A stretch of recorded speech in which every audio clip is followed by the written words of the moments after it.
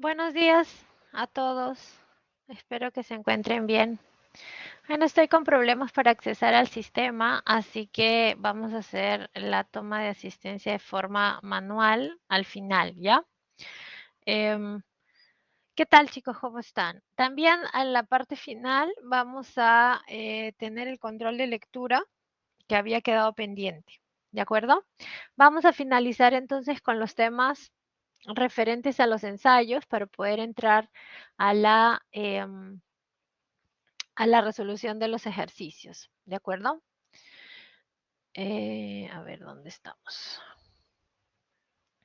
Ya habíamos visto, ¿no? Todo lo que respecta, perdón, a a las etapas de los ensayos. Habíamos estado hablando sobre la importancia, ¿no? Identificamos en la norma exactamente qué es lo que debemos de analizar, el número mínimo de exploraciones necesarias, cómo es que establecemos la profundidad de esas exploraciones. Hablamos de los métodos de exploración, tanto los directos como los indirectos, ¿no? Hablamos del GPR, hablamos de las prospecciones sísmicas o refracción sísmica, ¿no? Que digamos dentro de los métodos geofísicos los métodos de prospección sísmica son los más comunes. Eh, Hablamos también sobre la resistividad eléctrica, ¿no? La tomografía de resistividad eléctrica, sobre los métodos destructivos, entramos en lo que son calicatas.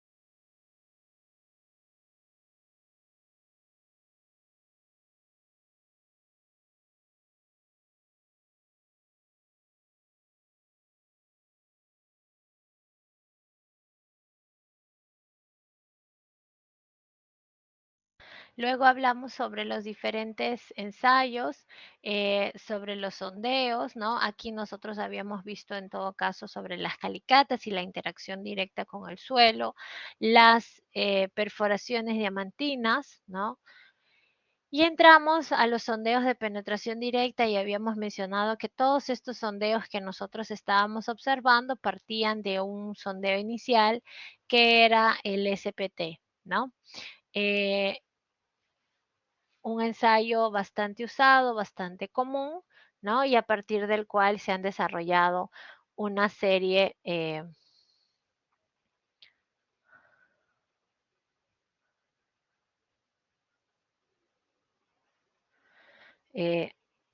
una serie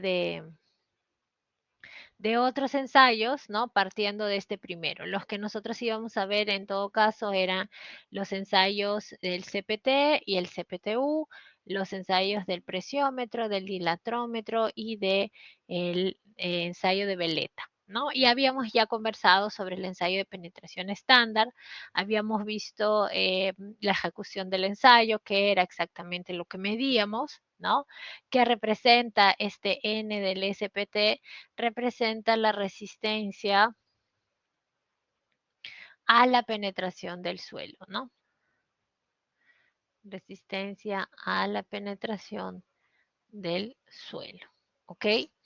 Y lo podíamos correlacionar, ¿no? A los parámetros de la resistencia al corte no drenado cuando se trataba de suelos predominantemente finos y al ángulo de fricción cuando se trataba de suelos predominantemente granulares, ¿no?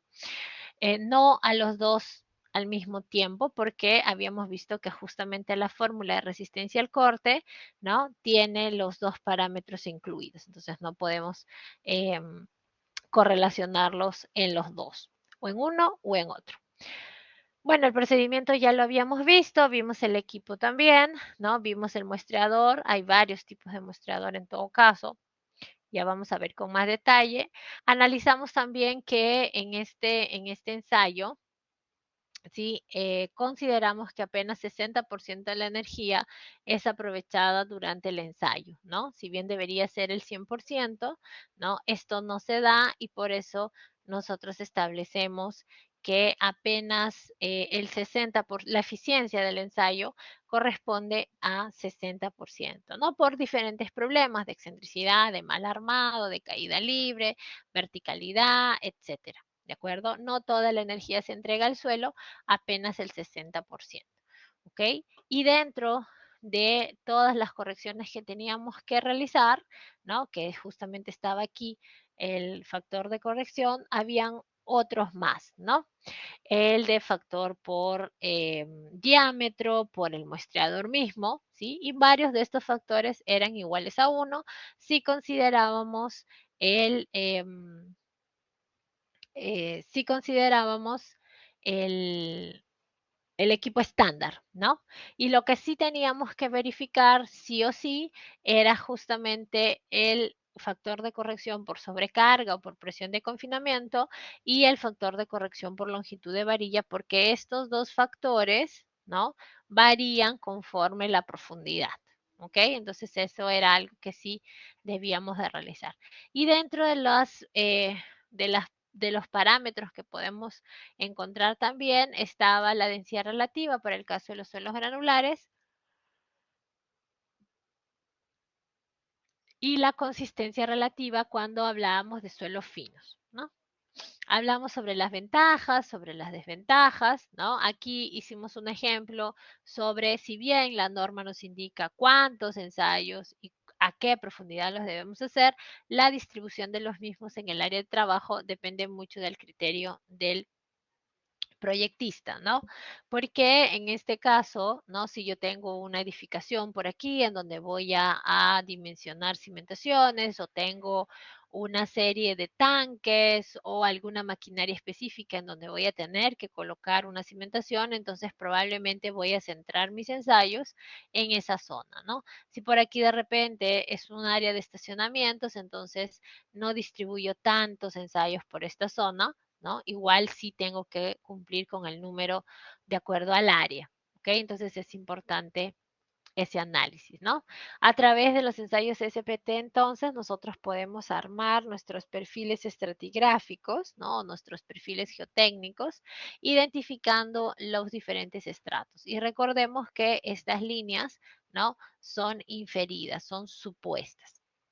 También podíamos hacer mapas de isoespesuras, ¿no? Y luego entramos ya porque yo les había mencionado que en el aula virtual hay dos archivos, ¿no? El archivo referente a exploraciones y el que dice complemento SPT. Ese complemento SPT es justamente este que está aquí, solo que en la primera página sale una serie de videos. Yo ya he puesto solamente la parte que nos interesa referente a la teoría.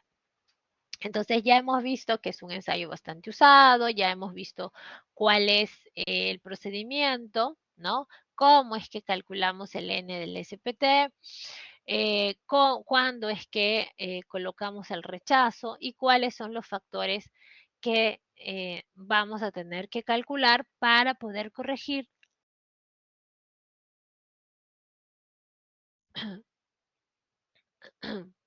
para poder corregir el valor del ensayo.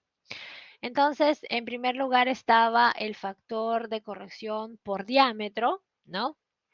Siendo que si la excavación y el equipo era estándar, entonces el factor de corrección era igual a 1, ¿ok? Em, luego teníamos el factor de corrección por longitud de barra, que sí depende de la profundidad, ¿no? Entonces, a la profundidad que estemos analizando, para cada profundidad el factor de corrección irá variando, ¿ok? Entonces, este de aquí sí lo debemos de tener en cuenta. El factor de corrección por longitud de barra. Y el factor de corrección por muestreador también, si el muestreador es estándar, ¿no? Colocamos uno. El muestreador estándar viene con guía generalmente, ¿no? Si el muestreador es sin guía, entonces ahí nosotros podemos colocar un valor intermedio entre 1.10 y 1.30. Para el caso de la corrección por energía de la misma forma, ¿no? Si el equipo es estándar con el martillo tipo dona, entonces colocamos el factor de corrección igual a 1. Si no, utilizamos valores intermedios en esos intervalos. Para el factor de presión por confinamiento, que sí era un factor importante que debíamos de considerar, ahí nosotros teníamos que calcular el esfuerzo efectivo a la profundidad que necesitamos. Y en ese caso, ¿no? Teníamos que hacerlo o calcularlo en kilos por centímetro cuadrado porque la fórmula trabaja con la presión efectiva en esas unidades, perdón, con la presión atmosférica en esas unidades, ¿no? Y por lo tanto, la presión efectiva, el esfuerzo efectivo, lo debemos calcular también en esas unidades. Una vez que ya tenemos todos los factores, lo multiplicamos por el valor obtenido en el ensayo y tendríamos el N1 corregido al 60%. Y eso nos permite además también poder relacionarlos con la densidad relativa, con la consistencia relativa, dependiendo del número de golpes, ¿no? Y de manera general poder encontrar parámetros, ¿no? Propiedades del suelo como el ángulo de fricción a través de la ecuación propuesta por Wolf, ¿no? Esta correlación gráfica que Wolf menciona y permite encontrar entonces el valor del ángulo de fricción cuando se trata de un suelo predominantemente granular, y la cohesión en condiciones no drenadas cuando se trata de un suelo fino, ¿no? Sabemos que este valor de U es igual a Q medios. O sigma 1 medios como lo calculábamos para el caso del triaxial. Pero en este caso, ¿no?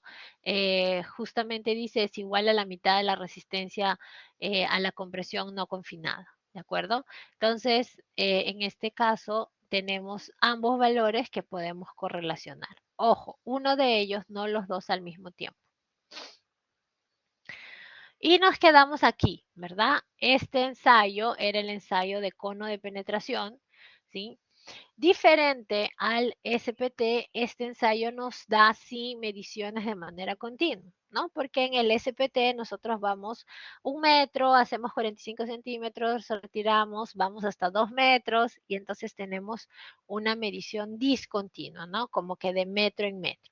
Para el ensayo CPT no, nosotros aquí tenemos un ingreso continuo de una sonda, ¿ok? Cilíndrica, con una punta de cono que ingresa de forma continua con velocidad lenta y constante. Esta sonda, ¿no? Está equipada con medidores de esfuerzo que nos va a permitir calcular o identificar o medir la resistencia en la punta y la resistencia lateral mientras la sonda ingresa en el suelo. O sea, es un ensayo que nos da resultados ya inmediatos a la hora de la ejecución del ensayo. Obviamente todos estos datos son registrados en un computador y luego nos permite medir la resistencia al corte no drenado del suelo a través de la resistencia del cono. ¿Ok? Permite sí tener un perfil aproximado, un perfil estratigráfico aproximado, pero lo importante es que nos permite determinar la capacidad de carga, ¿no? Nos permite determinar la capacidad de carga del suelo para el caso de cimentaciones, sobre todo cimentaciones profundas, ¿ok? Y si nos permite la resistencia al corte no drenado del suelo, quiere decir que es más aplicado para suelos finos, ¿no? Entonces aquí nosotros tenemos el ensayo CPT, hay un sensor al interior de la sonda que es el inclinómetro, que trata de, o más bien que mide que estemos ingresando de manera vertical al suelo, ¿ok? Aquí están las diferentes puntas, ¿no? Y aquí al interior se pueden observar los sensores, ¿ok? Esta última punta tiene un sensor adicional, ¿no? Aquí tenemos 3 sensores. El inclinómetro, el sensor en la punta para medir la resistencia en la punta, el sensor en las laterales para medir la resistencia por fricción lateral y aquí en esta última parte tiene el medidor de las poropresiones, ¿no? En este caso, en la punta del CPTU tiene un cuarto sensor que es aquel que me permite medir las poropresiones, ¿ok? No sé si hasta aquí hay alguna duda. ¿Me comentan?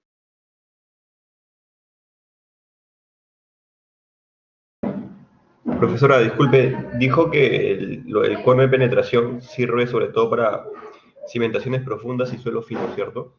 Sí, correcto, porque en ese caso, ¿no? Nosotros medimos la resistencia, bueno, la resistencia al corte no drenado que corresponde al valor de CU, ¿no?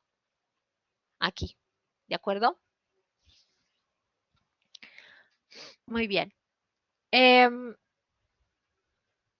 este ensayo entonces nos permite justamente verificar, ¿no? Y en cimentaciones profundas específicamente, nosotros vamos a necesitar verificar la resistencia en la punta, la resistencia por fricción lateral, ¿de acuerdo?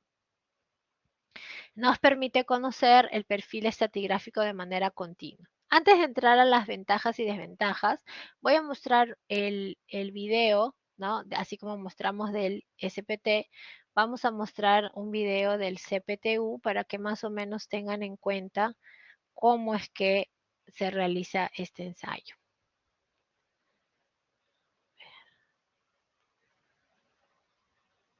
Me comentan si pueden ver, no importa si no pueden escuchar porque solamente es música. Entonces, mejor vamos aquí explicando de qué se trata. Entonces, este es el equipo. Bueno, es un equipo cualquiera de penetración, ¿no? Puede ser inclusive usado para ensayos rotativos, etcétera. Pero aquí nosotros colocamos nuestra sonda. ¿Ok? En este caso, el equipo está conectado directamente al software, ¿no? Al computador para hacer las mediciones de manera directa. ¿Ok? Entonces, en este caso, vemos que tenemos aquí el cono, ¿no? La punta de cono y toda esta sonda ingresa, ¿no? Y al interior, aquí tenemos los sensores, ¿ok? En este caso esta punta CPTU porque tiene el sensor de medición de poropresión, ¿no? Y aquí al interior de la sonda están los otros sensores, ¿no? Entonces ingresa de manera directa. No necesito, a diferencia del SPT, no necesito una excavación, ¿ok? Ahora, si ustedes se dan cuenta, ¿no? Que como ingreso de manera directa, ¿cierto? No puedo tener suelos muy rígidos, ¿no? Porque en ese caso, ¿sí? Voy a estropear los sensores que están al interior. Entonces vamos a ver la puntera CPTU, ¿ok? La que tiene el cuarto sensor, ¿no? Al inicio tienes el sensor, la célula de carga inferior que corresponde a la medición en la punta.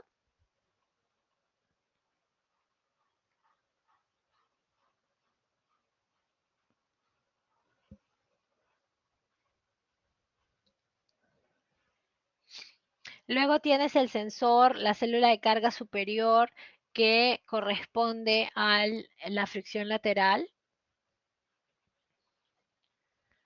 Luego aquí no lo menciona, pero este otro sensor es del inclinómetro, ¿ok? Y un cuarto sensor que corresponde al medidor de poropresión, ¿no? Ese transductor de poropresión. Entonces ahí están nuestros 4 sensores, ¿no? En la punta, en la fricción lateral, el inclinómetro y el medidor de poropresiones. Entonces, lo que hacemos, ¿no? Es ingresar la sonda y medir de manera automática durante la ejecución del ensayo la resistencia en la punta, la fricción lateral y las poropresiones, ¿no? Y ahí nos permite tener entonces algún perfil, ¿no? Básico de los estatos, ¿no? Que podemos encontrar, ¿de acuerdo? La resistencia en la punta alta significa que hay una razón de atrito alta, ¿no? Cuando tenemos la resistencia en la punta baja, quiere decir que estos suelos son arcillosos, ¿no? Y por lo tanto, también tenemos un exceso de poropresión registrado. Y estos son, digamos, los resultados de los ensayos, ya después, ¿no? De revisados en el computador. Entonces, aquí nosotros tenemos los gráficos de forma continua, a diferencia, ¿no? De los obtenidos con el SPT, en donde, en este caso sí, vamos a tener gráficas discontinuas, ¿de acuerdo? Voy a dejar de compartir, vamos a regresar al material de clase.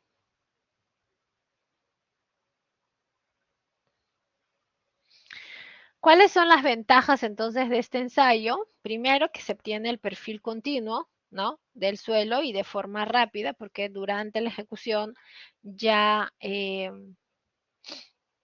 ya lo hacemos, ¿no? Ya lo podemos visualizar, ¿de acuerdo? Los resultados no dependen del operador, tiene muy buena base teórica, ¿no? Y es bueno y bastante aplicado, ¿no? En suelos blandos, ¿ok? Justamente para poder obtener la resistencia al corte no drenado. Eh,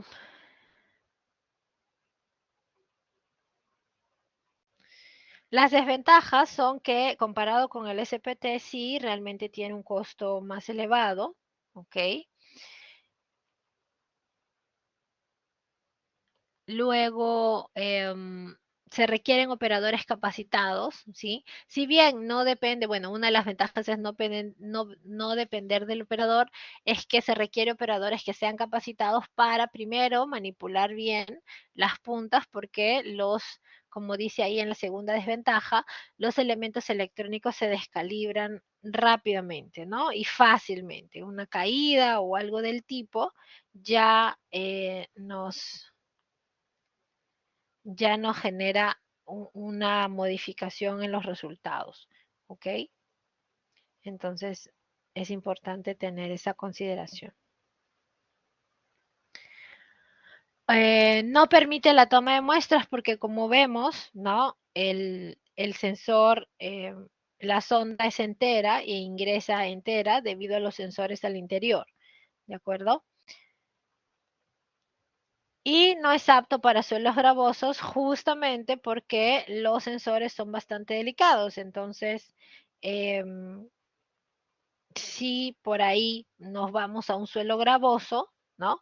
Eh, Obviamente vamos a dañar los sensores, ¿de acuerdo? Y los sensores son bien difíciles de volver a calibrar o de reparar, ¿no? Porque la mayoría de los fabricantes no encontramos fabricantes de ese tipo de sensores o de puntas en todo caso en América Latina, ¿no? Las empresas que fabrican, una de ellas, bueno, digamos la que fabrica, la que comenzó con la comercialización es una empresa que se encuentra en Inglaterra, entonces muchas veces hay que enviar los equipos hasta por allá, ¿no? Las puntas sobre todo.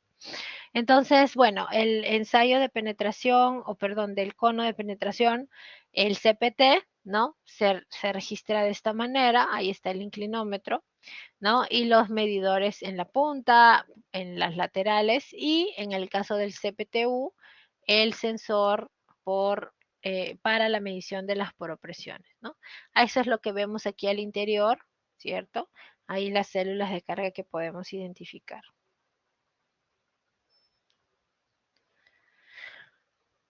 Aquí están las diferentes puntas, ¿no? Que hay en el mercado. Y aquí, por ejemplo, podemos ver que podemos colocar el sensor de las propresiones en 3 posiciones distintas. La más común es esta de aquí, ¿no? En esta posición U2. Y aquí los equipos, ¿no? que se utilizan o se pueden tener. Yo recuerdo que para una obra en Colombia enviamos, bueno, el equipo lo enviaron por navío, pero las puntas fueron, ¿no? Con el ingeniero que llegó tarde al embarque y tuvo que ingresar con las puntas como maleta de mano, entre comillas, y luego lo tuve que despachar a la hora del embarque y ahí fue, digamos, un caos porque llegaron los equipos dañados y cuando hicieron los ensayos, ¿no? Como en el segundo kilómetro de ensayo, se dieron cuenta, bueno, que los resultados que se estaban presentando en los ensayos no eran lo que uno esperaba, ¿no? O sea, porque generalmente si uno identifica un determinado tipo de suelo, espera, ¿no? Un resultado del ensayo. En ese caso, los resultados que obtuvimos en los, hicieron como casi 2 kilómetros y ya se pudo observar que no eran los resultados que uno esperaba. Entonces ahí se descubrió que realmente se habían descalibrado las puntas, ¿no? Entonces en ese caso sí es importante tener control sobre los equipos, ¿de acuerdo? Porque eso nos puede generar, bueno, en este caso fue pérdida de dinero, ¿no? Y bueno, tampoco la volvieron a contratar a la empresa porque, bueno, no tuvo el cuidado, según el cliente, ¿no? De poder, eh, de poder analizar y, bueno, tuvieron que mandar, como les digo, las puntas hasta Inglaterra para que las vuelvan a calibrar, etcétera. Entonces fue así como que demora y pérdida de dinero. En este caso, nosotros tenemos los resultados de forma directa, ¿no? Y aquí podemos ver que la resistencia en la punta prácticamente nula, ¿no? O con valores bien pequeños, significa que tenemos un suelo más blando, ¿no? Porque la punta ingresa más rápido. Y justamente como está más blando, ¿no? Quiere decir que tiene una permeabilidad menor, por lo tanto se registran los excesos o las poropresiones, ¿no? Se registran en esta parte, ¿de acuerdo? No sé si hay preguntas hasta aquí sobre el ensayo, sobre el SPT, me comenta.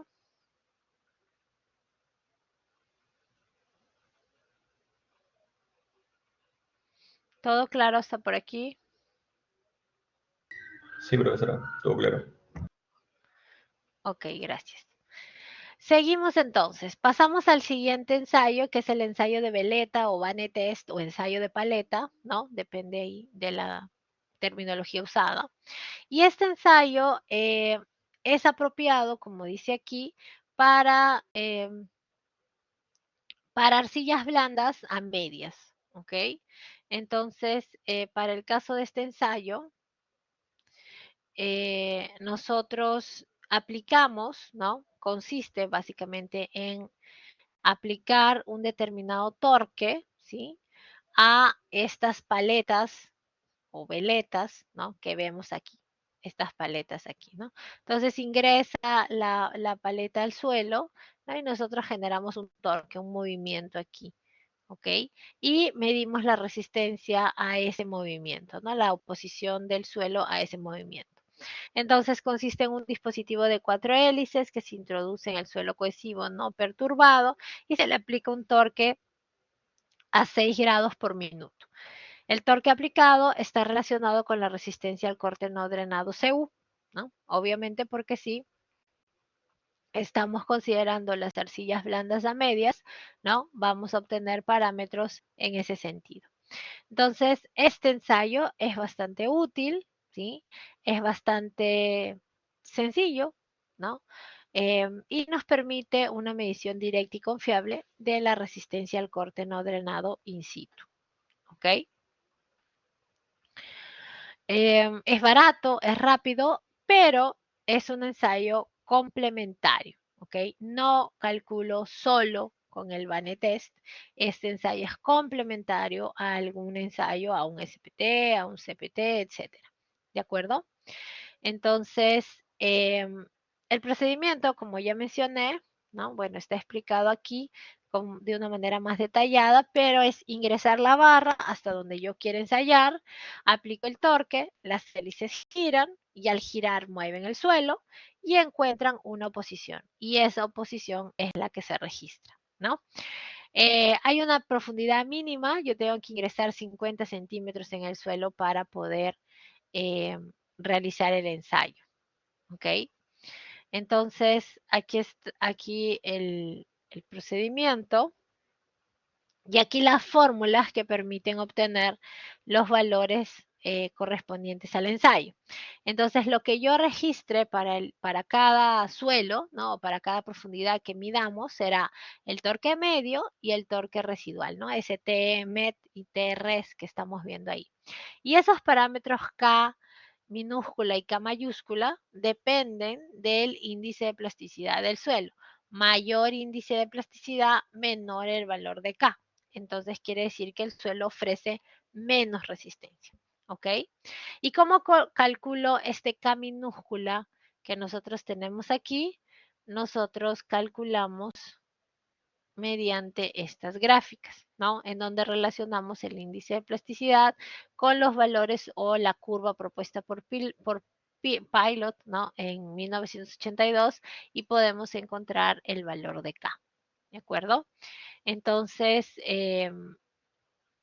con esa gráfica, ¿sí? Podemos identificar el valor de K minúscula.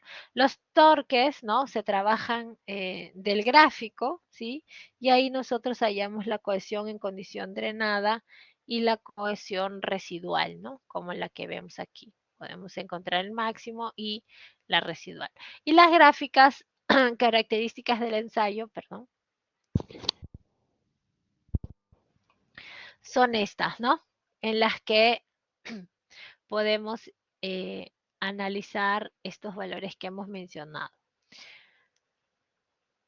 Este ensayo sí, a diferencia de otros, o por ejemplo, el CPT, no podríamos suplantar, ¿no? Un CPT por un baleta, pero sí podemos complementar, porque este ensayo no se puede hacer a grandes profundidades, ¿no? Porque a mayor profundidad, mayor presión de confinamiento y cuando yo ingrese la paleta, ¿no? Y genere el torque, tendré mucha mayor oposición, ¿no? Entonces, en este caso, este ensayo no es apropiado para grandes profundidades. Bueno, ahí dice simple, económico, rápido de realizar, el equipo está ampliamente disponible.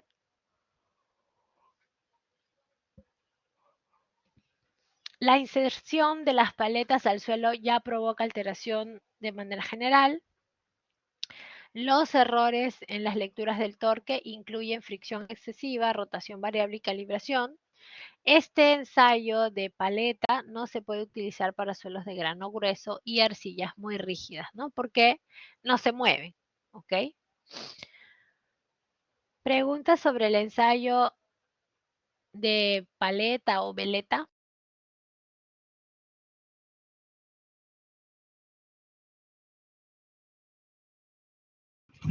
Todo claro, Miss. Listo, gracias. Entonces pasamos al siguiente, ¿ok? Que es el presiómetro. El ensayo del presiómetro fue desarrollado en Francia, ¿no? Por Menard, ¿ok? Y este ensayo es mucho más completo, ¿sí? Que los ensayos que hemos visto hasta ahora, porque nos permite la obtención de parámetros que realmente nos interesan para los dimensionamientos y para poder analizar al suelo. Sin embargo, su uso es limitado, ¿no? Porque este ensayo, primero que no tiene una norma técnica peruana, si bien tiene una STM y sí lo podemos usar, no es un equipo fácil de adquirir, ¿ok? ¿En qué consiste este presiómetro? En una sonda, ¿no? Con una membrana que se hincha y que se coloca en la profundidad deseada. O sea, tengo que hacer ya la excavación antes de colocar la sonda, ¿ok? Entonces hacemos la perforación de un pozo, ¿no? Se coloca la sonda y se aplica la presión a través de un centro de control, digamos, ¿no? Y luego la presión aplicada es análoga a la expansión de la sonda cilíndrica. Y eso incrementa gradualmente a intervalos constantes registrando cambios de volumen. Permite graficar también una curva de cambio presión-volumen a partir del cual se obtiene el módulo elástico, el módulo de corte, la presión lateral, el ángulo de fricción interna, la resistencia al corte no drenado. ¿Ok?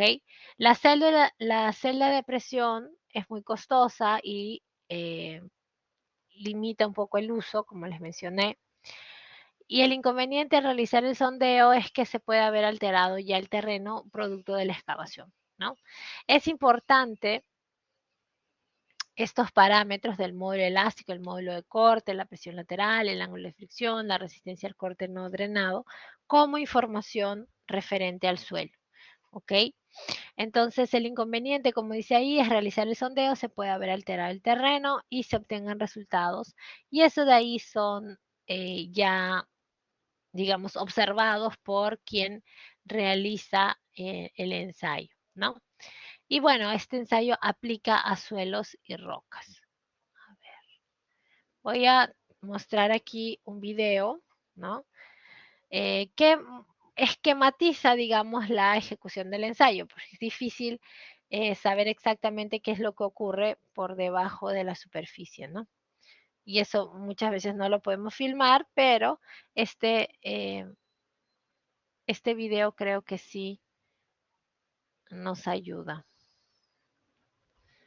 Uy, creo que no era este. A ver. Creo que abrí. Ah, ya, es este.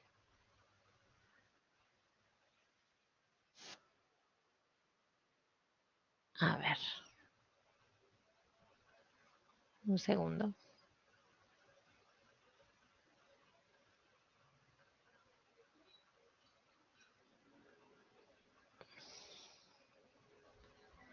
A ver, me comentan si pueden visualizar. Sí se ve, Eh, Mes. Gracias. No le voy a poner letritas porque en verdad no tiene nadie redactando, pero sí en el video hay algunos textos que están en portugués, ¿no? Es un video, en verdad en español es difícil de encontrar videos que realmente puedan, ay, ¿ok? Entonces en esta área van a hacer el ensayo del presiómetro, ¿ok?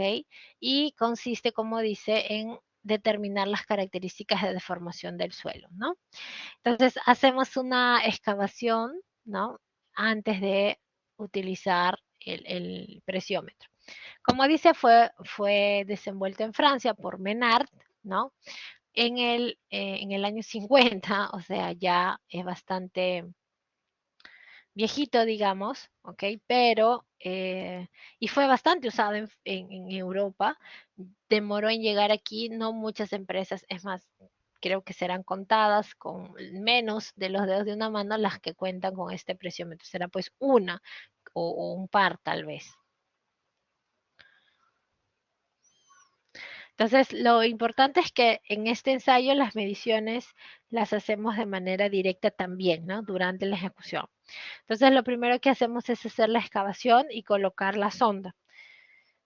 O sea, necesito saber la profundidad a la que quiero realizar el ensayo.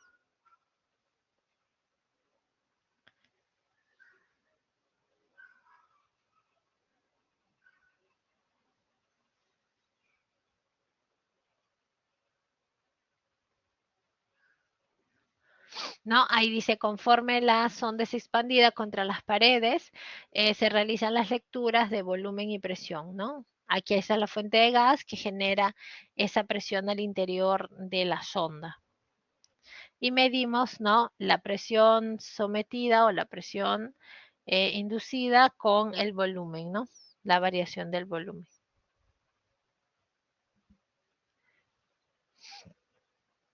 Bueno, al interior de la sonda, ¿no? Hay dos celdas, ¿no? La celda central, ¿sí? En la cual se harán las mediciones, y las otras dos celdas, que es por donde se inyecta gas, ¿no?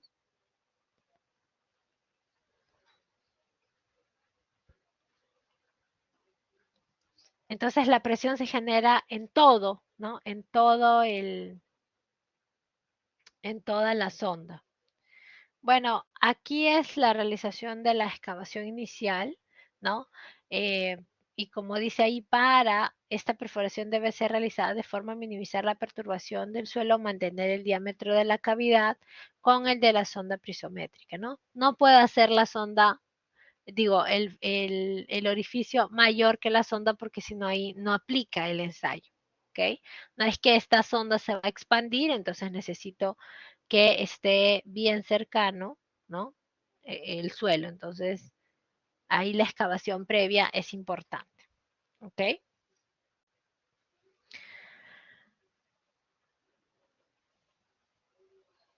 Aquí podemos hacer la perforación con el equipo que tengamos, ¿no? Dependiendo de la profundidad. Ahí medimos que ingresa la sonda, ¿no? Y realizamos el ensayo, ¿no? No sé si se ve ver aquí. Sobre la calibración del equipo, ¿no? Se tiene que hacer ahí en campo, ¿ok? Van a observar ahí ahora cómo se expande, ¿no? La sonda, ¿no? Ahí vemos, le están colocando gas, ¿no? Voy a repetirlo nuevamente. De esta manera se expande cuando lo ingresamos en la excavación, ¿ok? Y en este caso, bueno, lo están expandiendo para mostrar y además para poder calibrar, ¿no? Calibrar y medir los valores. Ahí lo calibramos dentro, ¿no? De un tubo rígido para determinar la dilatación de las mangueras, ¿no? Eso creo que es todo. Ah, bueno. Aquí algunos resultados, ¿no? De ensayo, justamente, la curva de presión y variación de volumen, ¿no? Más o menos tenemos que hacer 10 o 20 puntos de lectura para tener la curvatura de 3 fases, ¿no? La fase de contacto, la fase pseudoelástica y la fase plástica. ¿Ok? Y de los parámetros obtenidos, bueno, hay varios, ¿no? El módulo de Benar, que después lo vamos a correlacionar a los módulos ya conocidos por nosotros, ¿no? El módulo elástico, el módulo de corte, la presión lateral, el ángulo de fricción, la resistencia al corte no drenado. Bueno, hasta aquí el video de este ensayo. ¿Se entendió la ejecución? Sí, sí, sí. Ok. Entonces, bueno, aquí está justo lo que hemos visto, ¿no? Em, se llena de gas esta sonda, ¿no? Y se miden ahí em, los volúmenes y las deformaciones, ¿no? Digo, la presión y los cambios de volumen. Otro ensayo que también es interesante y es más usado inclusive que el presiómetro es el dilatómetro de placa o de placa plana o el dilatómetro de Marchetti, ¿no? En este caso, vamos a ver si encuentro el video del dilatómetro.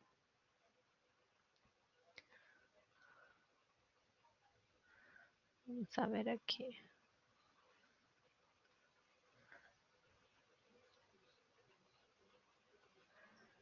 A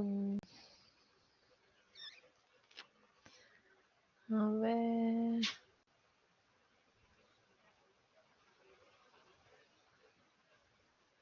Creo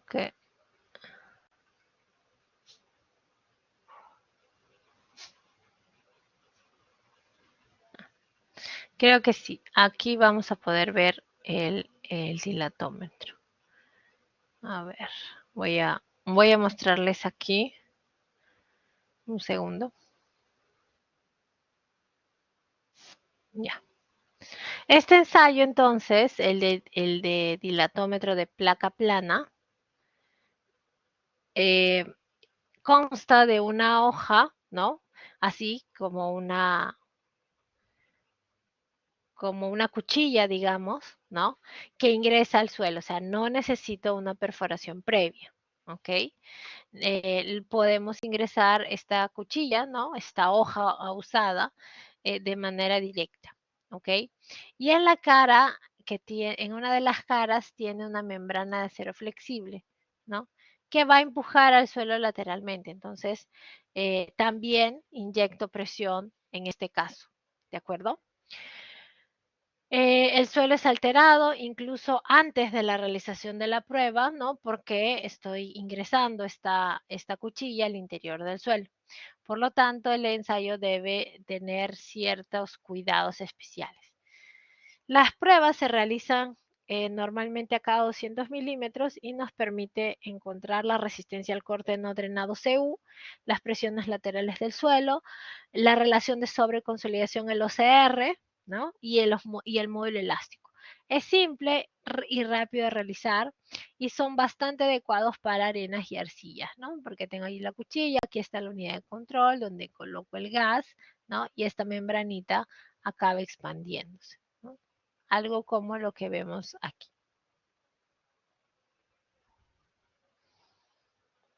Veamos entonces un video muy rápido también de,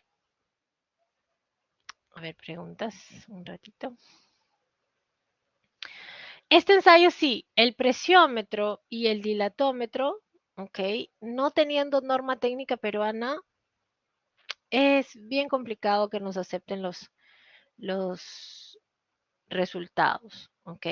Tienes que fundamentar técnicamente para el uso de un ensayo que no sea, que no tenga una norma técnica, ¿ok?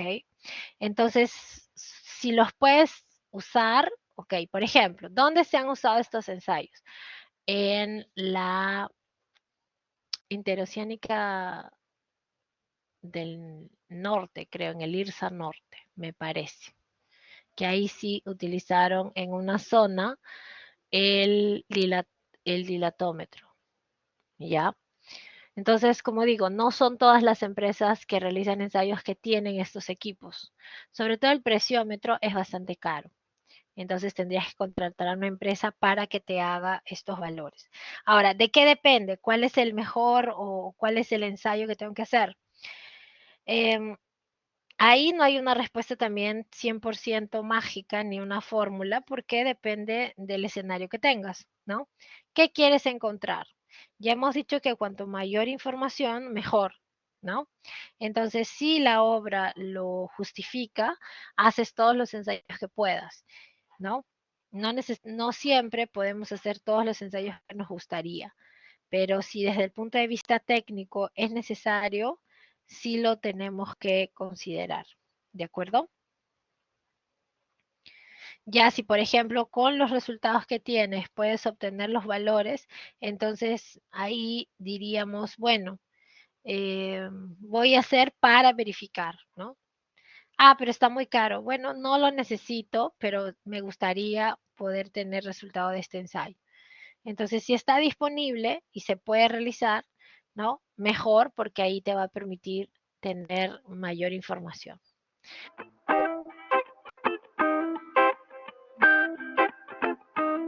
Aquí está el gas, ¿no? La unidad de control eh, que vamos a usar. No sé si aquí con el inicio del ensayo, ¿ok? Y la membrana, ¿no? En la placa se va hinchando, ¿no? Ahí vemos, ¿no? Las lecturas que tenemos que hacer. Entonces, ahí hacemos la lectura A, la lectura B, llegamos hasta 1.1 milímetros y regresamos, ¿no? Entonces, así más o menos funciona este ensayo. Voy a ver, creo que aquí había otro, aquí. Ya obtenemos las lecturas, ¿no? Este, que es más cortito todavía. En este caso, para la obtención de las lecturas, ¿no? Nosotros ahí ingresamos esta puntera, ¿no? Y la membrana, ¿okay? La ingresamos de forma directa, ¿no? Aplicamos gas nitrógeno en este caso, y esta puntera al ingresar el gas se hincha, ¿no? Lo que vamos a ver hace un momento, y generamos la lectura A que vimos en el video anterior, ¿no? Y la lectura B, ¿no? Hacemos nuevamente la inyección del gas y luego hacemos, ¿no?, la lectura B. Y hacemos que la membrana se mueva 1.1 milímetros contra el suelo. Y estas es las lecturas que tenemos y luego las correlacionamos, ¿no? Y obtenemos los parámetros que necesitamos. Sí, creo que eso sería todo. Vamos a regresar al material de clase. Aquí.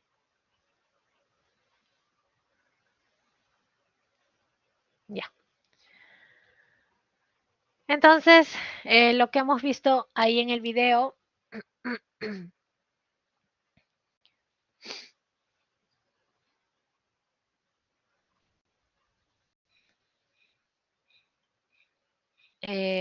sobre la membrana. En este caso aquí, ¿no? Para el muestreo, ¿ok? Bueno, ahí terminarían los ensayos en campo, ¿no? Los ensayos directos. No sé si hay alguna consulta referente a lo que acabamos de ver.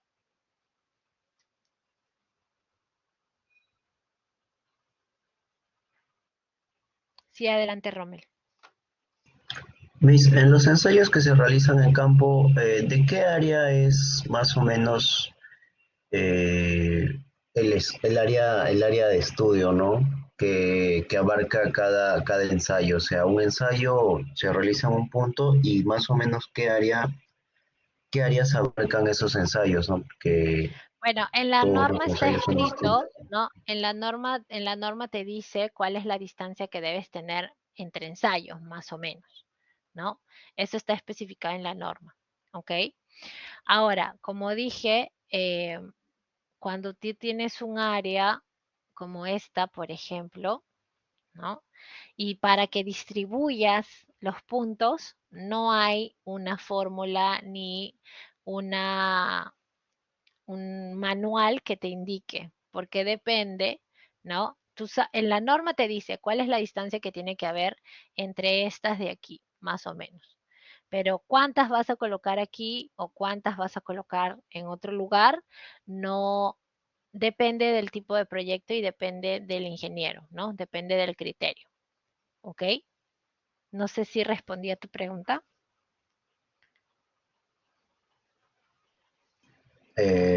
Sí, más o menos. Pero Ya, o sea, a lo que me ustedes refiero, han leído esto en la norma. Dime. claro, la norma sí, ¿no? Claro, tiene sus áreas, ¿no? De cada qué distancia se puede realizar una exploración. No, Pero eso es para calcular el número de exploraciones, pero la norma también te indica cuál es la distancia que hay entre exploración y exploración, ¿ok? ya, Eso sí está descrito ahí en la norma, ¿ya? está bien. ¿A qué te Pero, o referías sea, tú? a lo que me iba es que, o sea, cada ensayo de exploración de suelo no tiene un área que, bueno, que se podría decir que es un área que abarca la exploración en sí. O sea, No, como un bulbo de esfuerzos en la bajo tierra, ¿no? Que tiene ciertas distancias respecto a la carga que se pone en el suelo. Algo pero así. tú no estás cargando el suelo, estás queriendo saber cuál es la Sí, resistencia que tiene actual. claro, O sea, claro, no pero, o generas sea, bulbos, es parecido a eso. Parecido a eso, pero pero con el ensayo, ¿no? O sea, es una curiosidad. no, es que con el ensayo no se genera bulbos. Solo tú tienes la información en el punto del ensayo. O sea, no, No hay bulbos porque cuando una vez que tú tienes esta información y luego tienes otra información y estas distancias aquí están descritas en la norma, ¿no? Las mínimas que puedes respetar y también de acuerdo a tu criterio puedes colocar en otra, por ejemplo, por aquí, más cercana, porque así lo consideras importante dependiendo de qué es lo que vas a hacer aquí. Entonces, solamente conoces lo que ves aquí, ¿de acuerdo? Y solamente conoces lo que ves aquí. Y esto que está aquí al medio es inferido, por eso les decía en la clase anterior, ¿no? Estas líneas, estos estratos son inferidos, son supuestos, no lo sé, ¿ok? Entonces no hay un bulbo, ¿sí? De información, si lo quieres llamar de esa forma, del ensayo. Tú solamente sabes lo que el ensayo te está diciendo en ese punto. Lo que, lo que dibujas después es suposición, mera suposición. No sé si me dejé, entendí bien tu pregunta ahora. ¿Ok? Sí. O sea, estos ensayos son referencia, ¿no? Entonces yo les decía, los ensayos que hacemos, SPT, Calicata, CPT, cualquier tipo de ensayo, es referencia. La mayoría de los ensayos que hemos visto nos permiten obtener los perfiles estratigráficos o los perfiles geotécnicos y son referencia para tu dimensionamiento, ¿ok? Em, Puede ser, como les decía en la clase anterior, que por aquí yo tenga justo entre estos dos un problema, no sé, un área, ¿no? Que se ha hecho tipo una caverna, ¿ok? Entonces, en ese caso no lo he visto, no sé, ¿ok? Yo estoy suponiendo, sí, que el suelo es así y este estrato es todo así. Pero puede ser que justo entre esos dos ensayos hay una caverna y que justo yo no tenga que excavar. Entonces que yo coloque aquí mi edificación. ¿Ok? Yo, teniendo como base mi referencia de los ensayos, yo sé que este perfil es completo. Yo no estoy viendo esa caverna a profundidad. ¿Qué es lo que va a pasar? Si tengo la mala suerte, ¿no? Como en este caso, que mi nivel freático esté por acá, o sea, cercano a la superficie, tal vez en no sé, haya un temblor o algo, ¿no? Que comience a qué cosa? A infiltrar agua dentro de esta caverna. ¿Y qué va a pasar? Esto va a ir creciendo, ¿no? Se va a ir desmoronando. ¿Y qué es lo que va a pasar después? Voy a tener problemas en mi edificación. Puede suceder. Ha sucedido en algún momento que se abren tipo cráteres en el medio de las ciudades. ¿Ok? ¿Por qué? No porque no hayan hecho los ensayos, han hecho los ensayos, pero no cubrimos toda el área, ¿no? No hacemos ensayos uno al costadito del otro, la norma te indica hay una distancia, no la voy a decir, porque ustedes la van a encontrar en la norma. Entonces, hay una distancia que respetamos entre los ensayos, ¿ok? Entonces, ya cumplí con lo que indica la norma, pero si no lo vi, ¿ok? Es porque el suelo tiene, ¿no? Ese qué de sorpresivo, ¿de acuerdo? Entonces es importante, sí es importante tu pregunta, porque realmente todo lo que está entre los ensayos es mera suposición. Y los perfiles que nosotros podemos obtener son referencias bajo las cuales trabajamos. Si tenemos la opción de que vamos a excavar, ahí sí vamos a poder ver. Si no, si tomamos solamente esas referencias, entonces, ok, ¿no? Eh, Vamos a trabajar con eso. Ahora, si yo tenía el cráter aquí y de repente, ¿no?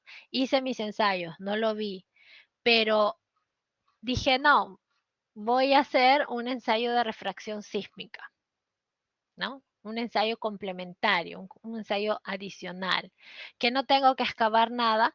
Puede ser que en ese ensayo sí se registre, ¿no? Este cambio aquí a profundidad y yo pueda ¿no? Identificar esto que de repente en el ensayo directo no lo vi.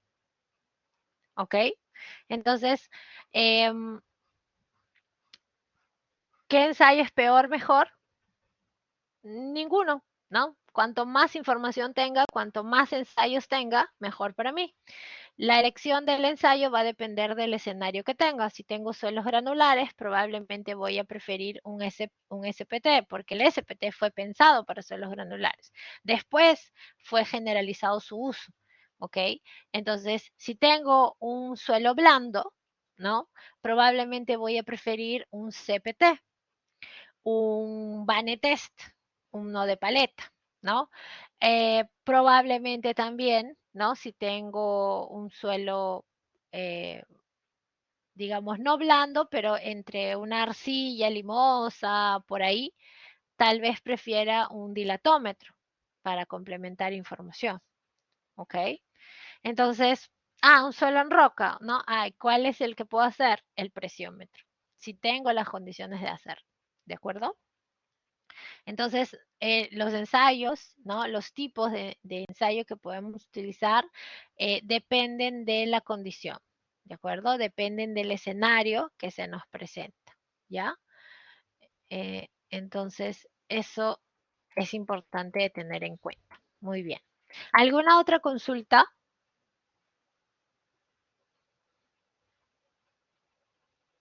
Bien. Si no hay más consultas, vamos a hacer esta breve revisión acerca del muestreo, ¿no? Ya lo hemos visto, ya hemos visto eh,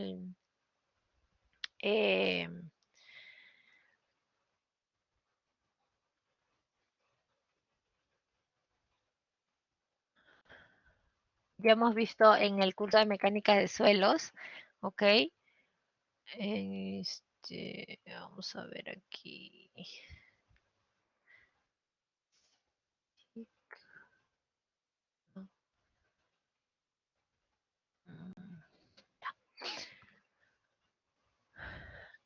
Algunas técnicas de muestreo, ¿ok? Quería encontrar eso de las cavernas. Ya, lo busco en un ratito y por ahí si lo encuentro se los muestro. Las técnicas de muestreo que nosotros utilizamos, ¿no? Y conocemos son varias, ¿ok? Tienes ahí los pozos, las zanjas, ¿no? Las excavaciones, los puedes hacer o los pequeños túneles para poder excavar, ¿no? Poder conocer al suelo de forma directa. En este caso, puedes hacerlo de forma manual o mecánica, ¿de acuerdo? En las perforaciones, tenemos también perforaciones a percusión, ¿no? Los barriles, perdón, en la perforación manual, a mano con barrenas, ¿no? La perforación a percusión, ahí hundimos por rotación, por percusión, por golpe, ¿no? Para poder penetrar el suelo y hacer una perforación y una extracción de muestras en todo caso, y las perforaciones por rotación que sí tienen que ver con un taladro, ¿no? Un, un taladro en ese caso. Para la extracción de muestras, ¿no? Como indica la norma, nosotros tenemos las muestras MAP, las muestras alteradas, ¿no? Que conservan su composición mineralógica, pero no la estructura y las condiciones que presenta el suelo in situ. Y las muestras inalteradas MIP, ¿no? Que son muestras representativas que conservan la condición in situ del suelo, su composición, su contenido de humedad, ¿no? Principalmente su estructura. Y las técnicas para la obtención de las muestras son variadas. Por ejemplo, para la obtención de muestra en bloque inalterado, ¿no? Hacemos esto, ¿sí? Vamos cavando por alrededor hasta generar un bloque. Luego cortamos la parte inferior, lo impermeabilizamos con plástico, con una manta de parafina, etcétera. Y lo transportamos, ¿no? Lo llevamos hacia una caja, lo colocamos tecnopor, acerrín, para que no se dañe en el transporte. Otra manera de sacar muestras inalteradas, pero ya en una dimensión menor, son a través de estos cilindros, ¿no? Estos cilindros que son como los cilindros Proctor, ¿no? Para el ensayo Proctor, pero con una pared más fina y que pueda cortar al suelo, ¿no? Entonces no puedo hacer este procedimiento en suelos muy rígidos, ¿ok? Luego también tenemos muestreadores, ¿no? Que podemos utilizar en las perforaciones. ¿Ok? Ahí tenemos los muestreadores, el más común que es el Raymond Terzaghi que utilizamos en el SPT para la obtención de la muestra alterada. Y si queremos muestras inalteradas, podemos utilizar los de paredes finas, los del tipo Shelby, ¿no? Que también son bastante comunes, ¿no? Entonces, ahí podemos utilizar los muestradores. Hemos visto los ensayos de laboratorio y campo y uno podría preguntarse cuál es la diferencia, ¿no? ¿Qué hago? O sea, eh, cómo tengo que plantear en todo caso, ¿no? En verdad, la manera, o no hay una comparación exacta, ¿no? Para poder identificar cuál de estos ensayos es mejor. En verdad, se complementan los ensayos de laboratorio con los ensayos de campo. Deberían darme lo mismo, ¿ok? Debería yo tener las mismas referencias. En el laboratorio es más fácil de controlar las condiciones de contorno de la ejecución del ensayo, ¿no? Por ejemplo, en los ensayos triaxiales nosotros controlamos las condiciones de drenaje. En campo no podríamos hacer eso. Sin embargo, ¿no? En el laboratorio nosotros analizamos muestras representativas. Con los ensayos de campo nosotros tenemos la respuesta del suelo en su condición natural. Eh, para el caso, ¿no? De las ventajas y desventajas, bueno, en el campo tenemos, digamos, la naturaleza real del suelo, ¿sí? Las condiciones de drenaje no las podemos controlar, ¿no? Entonces, en ese caso ahí eh, es un poco diferente. ¿De acuerdo? Aquí nosotros vemos grandes volúmenes, aquí tenemos muestras representativas, ¿ok? Y si comparamos los ensayos de campo, ¿no? Los directos, los métodos directos con los métodos indirectos, también, ¿no? Puede ser que haya divergencias en los resultados. ¿Por qué? Porque el suelo es así, el suelo es heterogéneo, ¿no? No es porque yo esté diciendo que con este ensayo estoy midiendo esto y con el otro de otra forma, ¿no? Porque es así el suelo, es distinto, ¿no? Todo lo que está por debajo del nivel de superficie y no podemos ver, a través de los ensayos lo podemos inferir, ¿no? Y siempre, como les dije, eh, cuando ustedes tengan más información, mejor será, ¿no? Entonces, un ensayo puede complementar al otro. Y lo que sí tienen que hacer, ¿no? Y eso llévenselo como consejo inclusive, cuando ustedes sientan o vean la necesidad técnica de la realización de un determinado ensayo, pídanlo y ciérrense para que lo hagan, ¿ok? Porque el suelo tiene ese qué de sorpresivo, como les dije, ¿no? Y si ustedes ven que algo, ¿no? Por ahí es necesario ampliar, ¿no? Hagan un ensayo más, ¿ok? Y eso es importante, ¿ok? Es digamos, poder precavernos para un problema futuro, ¿ok? Bien, bueno, en resumen, ¿no? Para determinar cantidades mínimas de exploración y profundidades mínimas de exploración, obviamente tenemos que irnos a la norma, ¿no? En este caso. Em, y en la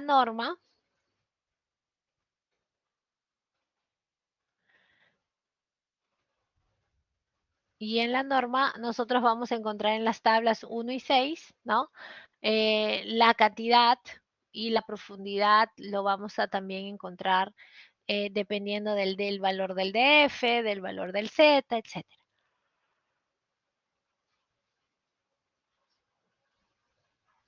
hemos visto dos tipos de prospecciones geotécnicas, ¿no?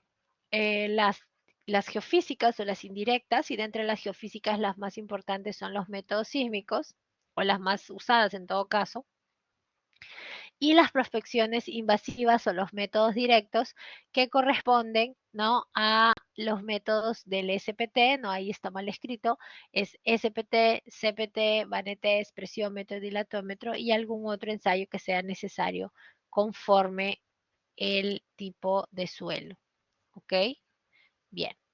Aquí hay una bibliografía adicional, ¿no?, con algunos puntos que tal vez les interese referente a estos ensayos. ¿Ok? Vamos entonces ahora a pasar a los ejercicios. Voy a guardar.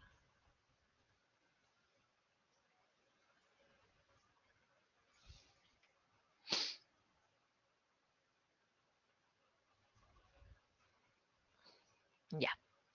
Voy aquí a mostrar y abrir el archivo.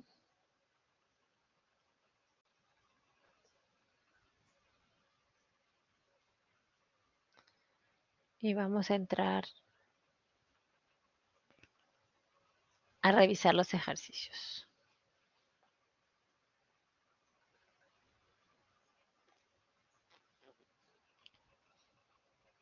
A ver.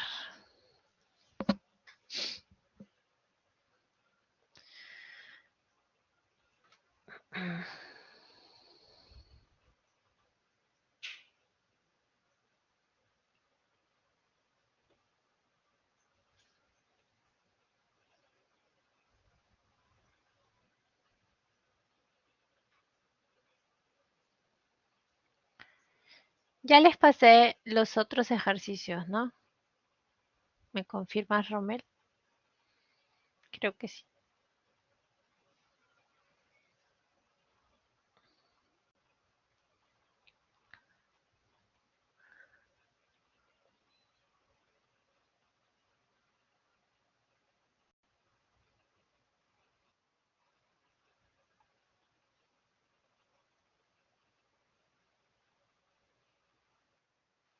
Ok. Ya. Sí, los de resistencia al corte. Ya. Entonces vamos a ver este de aquí, estos ejercicios. Siempre colocamos una base teórica inicial, ¿no? Aquí están las tablas que vamos a utilizar de la norma, ¿ok? Ahí justo corté el nunca será menor que 3. Pero ustedes ya saben, ¿no? Voy a subir un poquito más bien para que se vea. Ya. Ahora sí. Y referente al número, ¿no?, de exploraciones y a la profundidad, ¿no? Vamos ahí a ver las fórmulas también. Y luego el valor para el cálculo del N del SPT, ¿de acuerdo? ¿Cuáles son los diferentes factores de corrección? Y ya habíamos dicho que nos vamos a concentrar en el CR y en el CN, ¿de acuerdo? Que son los dos factores que varían conforme la profundidad. Entonces vamos a iniciar los ejercicios analizando este enunciado. Nos dicen que se nos encarga un estudio de mecánica de suelos con fines de cimentación para un proyecto industrial que consiste en un edificio principal de oficinas, ¿no? Aquí vamos a tener oficinas y una zona de 625 metros cuadrados donde se construirán tanques de hidrocarburos. El anteproyecto de los tanques aún no ha sido definido, entonces no sabemos cuál es ni la altura ni el diámetro de los tanques. El proyecto total se desarrolla, ¿no?, en un lote de 1.500 metros cuadrados. El edificio de oficinas ocupa un área de 400 metros cuadrados y consiste en 4 pisos y un sótano. Y te dan la altura del entrepiso del sótano y el DF igual a 1 metro.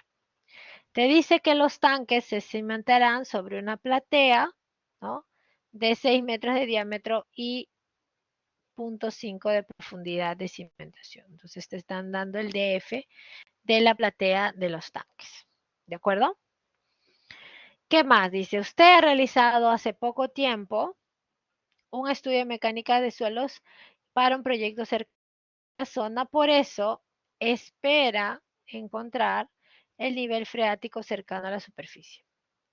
Y además, un suelo arenoso con finos.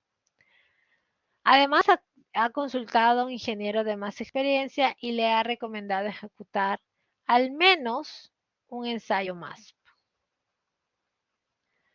para la zona de los tanques, ¿no? Y exploraciones dinámicas del CONOPEC para el edificio de oficinas. Sin embargo, no le recomiendo utilizar este CONOPEC para la zona de los tanques.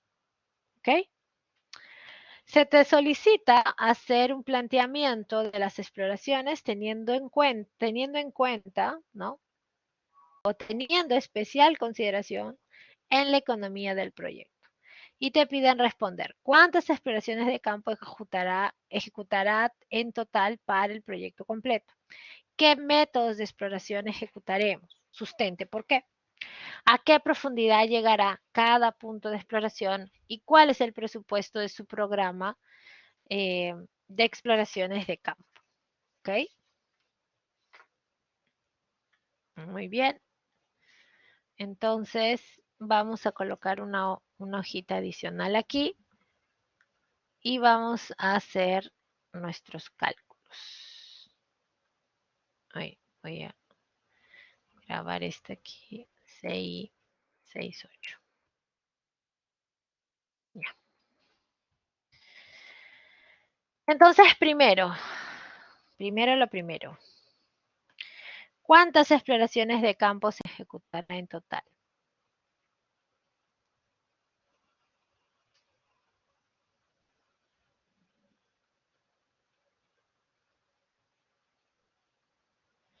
Se ejecutará en total.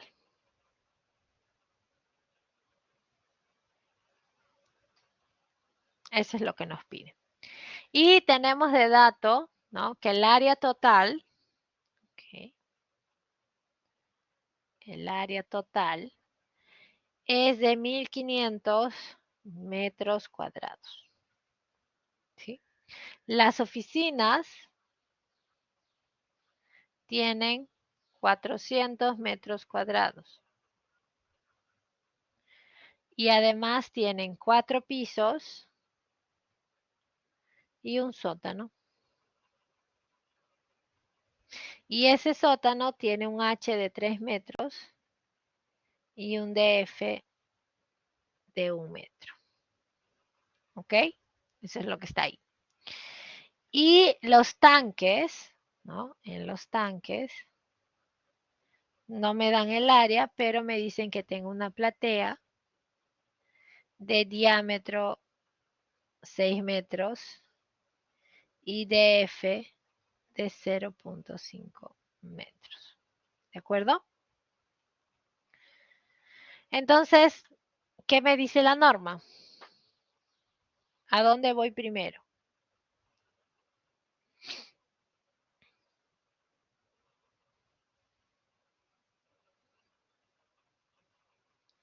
Primero voy a dividir mi cálculo primero para las oficinas y después para los tanques, ¿no? Entonces, primero, para las oficinas, exacto, vamos a la tabla 1. Vamos a traer la tabla aquí. Y la vamos a colocar por acá.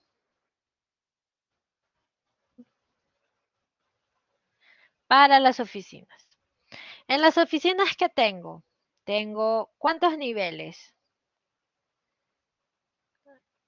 Porque tengo que ver cuánto es el número de pisos, incluyendo sótanos, ¿no?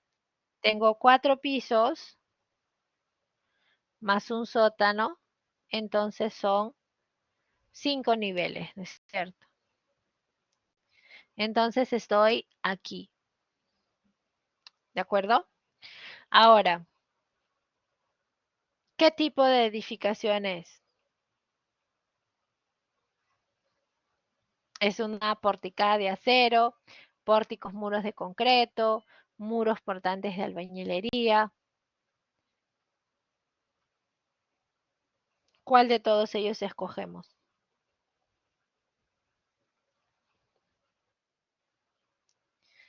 Pórticos de concreto, ¿no? Pórticos y muros porque te está mencionando que se trata de un proyecto industrial, ¿no?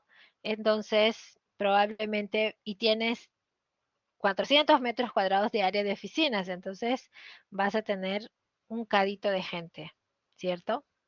Entonces vamos a seleccionar aquí este pórticos y muros de concreto, ¿ok? Y entonces lo vamos a cruzar con este 4 y 8 metros, ¿ok? Por lo tanto, vamos a tener nuestra edificación tipo 3, ¿no? Entonces vamos a colocarlo aquí. Eh, tabla 1,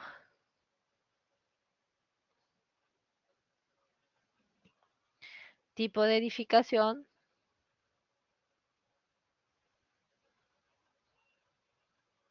Y aquí establecimos la edificación tipo 3, ¿cierto? Ahora nos vamos a la tabla 6, ¿cierto? En la tabla 6, vamos a traer la tabla 6. Vamos a agregar una hoja nueva. ¿Ok? En la tabla 6, ¿qué nos dice la tabla 6 para este caso, para las oficinas? Nos dice una, ¿no? Vamos aquí con el verde, tipo 3. Entonces nos dice 1 por cada 900 metros cuadrados de área techada del primer piso. Entonces,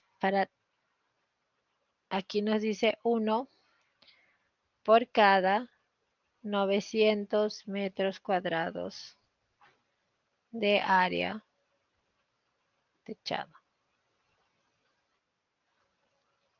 ¿Cuál es el número de exploraciones?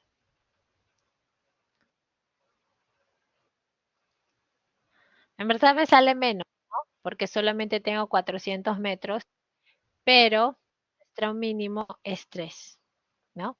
Este de aquí es el mínimo. ¿Ok? Muy bien. Ahora nos falta la zona de los tanques. ¿Qué me dice la zona de los tanques? ¿Qué tipo de estructura es?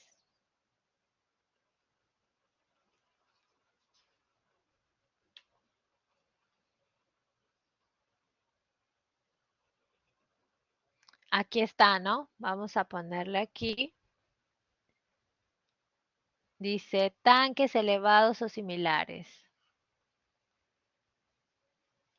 Aquí. Y tenemos menor de 9 metros o mayor de 9 metros.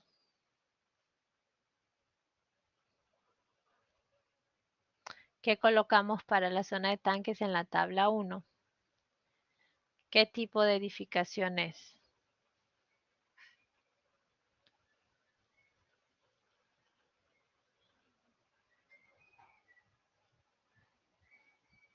¿Cómo sé si es menor o mayor? Porque aquí te dicen que el anteproyecto aún no está definido, ¿no? No ha definido ni la cantidad de tanques, ni tampoco la altura de los tanques.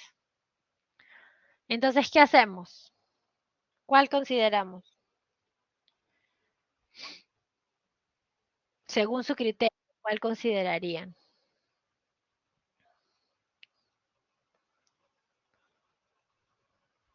El mayor, o sea, el que tiene la altura mayor.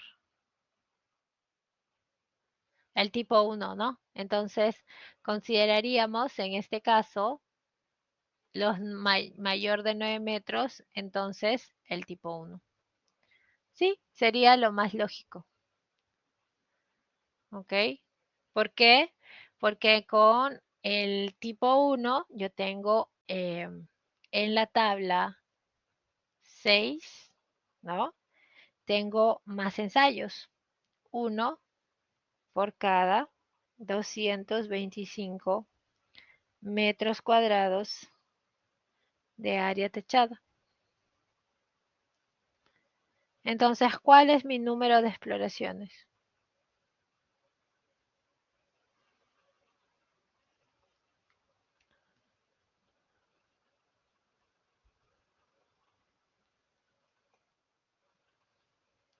También 3, ¿no? Porque en verdad sería 625 entre 225, ¿cierto? Y eso nos da 2.7, o sea, 3 exploraciones, ¿verdad? Muy bien. Entonces, tenemos 3 exploraciones, según lo que indica la norma, ¿ok? 3 exploraciones directas, ¿ok? Y según la recomendación del ingeniero más experiente, dice que coloquemos un ensayo MASP, ¿no? Entonces vamos a tener 3 exploraciones directas más una exploración indirecta geofísica, que es el ensayo MASP, ¿ok? Ay, creo que no se ve muy bien el MASP, pero lo vamos a escribir bien.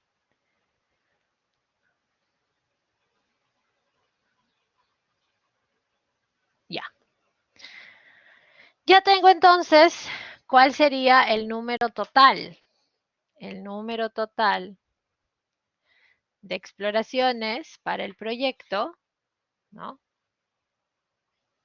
El número total de exploraciones en toda el área, ay, en toda el área, sería igual a 6 exploraciones directas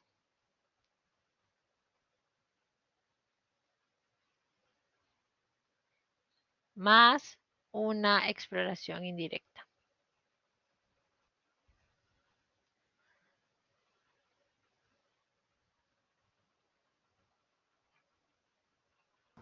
Profesora, disculpe, ¿no serían dos indirectas? Ah, a ver. Ah, sí, porque aquí en las oficinas también me dice, ¿no? Y exploraciones de ocultación dinámica con OPEC para el edificio de oficinas, ¿cierto? Sí, mis. Pero esas exploraciones del tipo con OPEC ya son exploraciones directas. Ya no necesito una exploración adicional, ¿ok? El con OPEC es una exploración directa, ya. Entonces está incluida en estas 3, ¿de acuerdo? No es una exploración geofísica.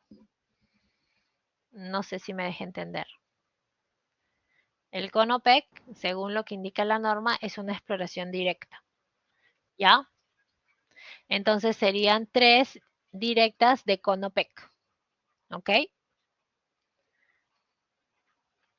A ver, ahora ya tenemos el ítem A. Dice, ¿qué métodos de exploración voy a ejecutar? Y ahí ya me estaban dando, ¿no? La respuesta. ¿Qué métodos usar? Para las oficinas, ya el ingeniero experiente me dio la auscultación dinámica, ¿no? A través del CONOPEC. ¿De acuerdo? Y para los tanques, siendo que la zona te dice que es un suelo arenoso con finos, ¿qué tipo de ensayo van a usar? Ya. Un MASP, ¿no? El indirecto es un ensayo MASP que ya me están dando, pero ¿y mis exploraciones directas con qué las hago? El ingeniero experiente me dijo que no utilice el cono PEC en la zona de tanques. Pero yo en la zona de tanques o en la zona de manera general tengo un suelo arenoso con finos. ¿Qué voy a utilizar? Dime, Robert. Y disculpe, después de esta clase tengo otra clase y el profesor creo que no, en los primeros 10 minutos toma asistencia y quiere saber cuándo va a ser la prueba. Ah, Sí, la porque no me prueba. va a dar Ah, tiempo. verdad, ya son 12:43. No me va a dar Ok, tiempo. entonces vamos a terminar solamente aquí qué tipo de ensayo y entramos al control, porque el control es 5 minutos nada más, ¿ya? Eh, ¿Qué ensayo hacemos adicional al MASP?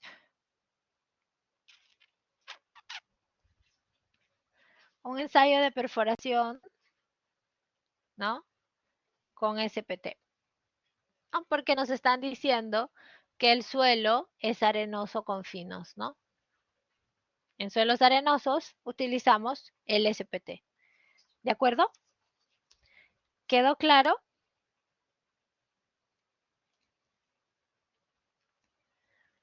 ¿Preguntas, dudas, consultas?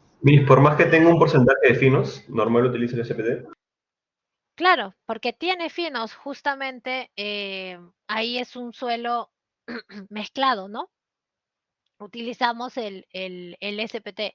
Si me dijeran que es un suelo no arenoso, o sea, un suelo fino nada más, ahí sí el SPT no sería recomendable. O sea, es un suelo arenoso y tiene finos, o sea, es heterogéneo de manera general, ¿ok? Predominantemente granular. Entonces, cuando predomine el granular, sí o sí utilizo el SPT.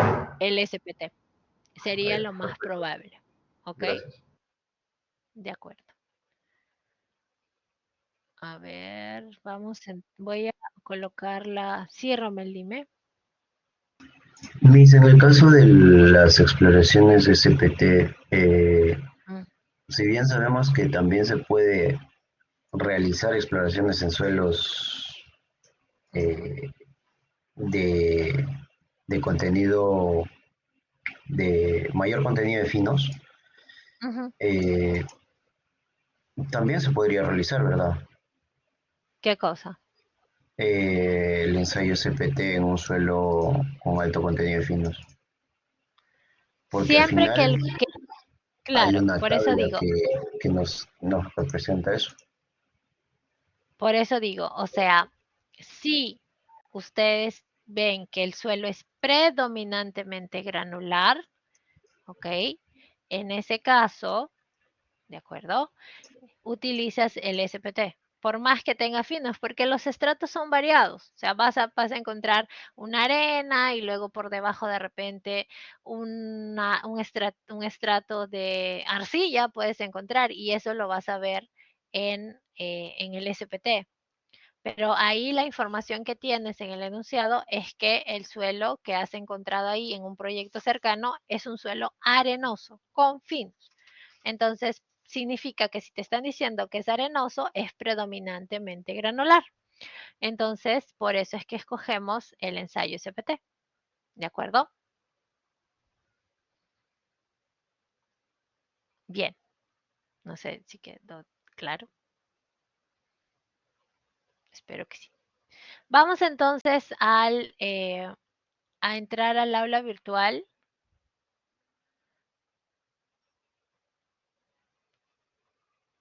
Aquí en la parte debajo de las unidades donde dice controles y actividades, ¿ok? Ya va a estar visible el control número 1. Entonces tienen 5 minutos, ¿no? O más. A ver. Tienen 8 minutos para poder realizar su control, ¿de acuerdo? Tendría que ser 5, pero ya me confundí a la hora de colocar la nota. ¿Me confirma si pueden ingresar, por favor?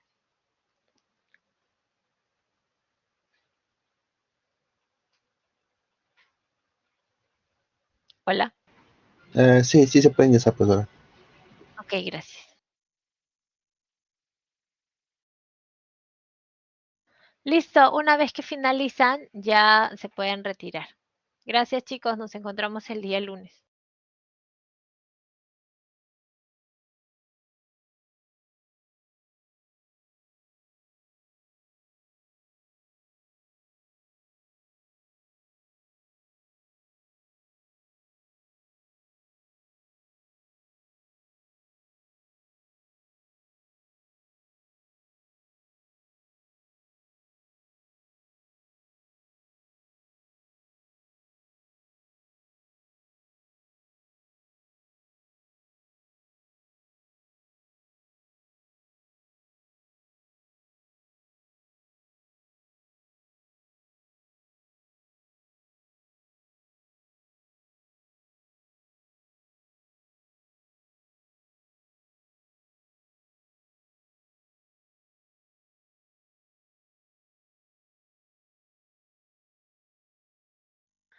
No, tengo problemas de ingresar al Sócrates. No puedo pasar lista.